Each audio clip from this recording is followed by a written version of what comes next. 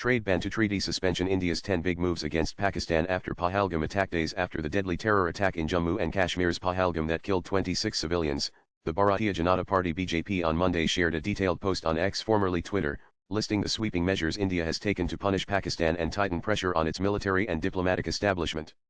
Calling it a response on multiple fronts, the post underscores the centre's sharp pivot from diplomacy to direct action, with a series of unprecedented moves across trade, water sharing, diplomatic presence, and border control. From border to trade to water, India is tightening the screw on Pakistan.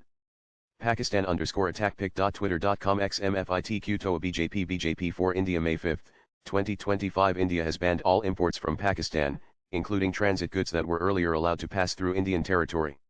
This move effectively shuts the door on formal bilateral trade, which had already been restricted since the 2019 Pulwama attack but continued in limited forms via third-party countries. Taking trade restrictions further, Pakistani vessels have been barred from docking at Indian ports. This includes cargo, transit, and merchant ships, affecting both state and private logistics that operated under residual trade channels and maritime exemptions. Postal and courier services to and from Pakistan have also been suspended. This affects cross-border communication, legal notices, and personal correspondence, impacting citizens with familial or legal ties across the border. In a crackdown on soft influence and online propaganda, the Indian government has banned Pakistani YouTube and celebrity content channels from being accessible in India. This is part of a broader digital sanitization drive targeting content viewed as sympathetic to Pakistan's narrative or originating from personalities linked to its entertainment and media ecosystem. For the first time since it was signed in 1960, the Indus Waters Treaty, a World Bank brokered agreement on river sharing, has been formally suspended. This is being seen as one of the strongest levers exercised by India in recent years, signaling that even long-standing international agreements are now on the table in the face of cross-border terrorism. India has sealed the Atari-Wagah land border, halting all pedestrian and vehicular movement.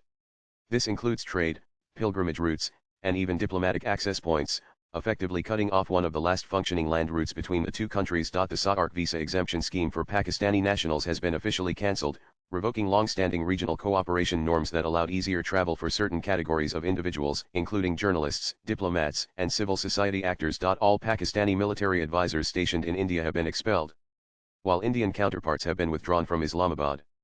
This move terminates one of the few remaining defense-to-defense communication channels and underscores the breakdown of any residual security cooperation. India has reportedly cut its diplomatic staff strength in Pakistan from 55 to 30, a significant 45% reduction.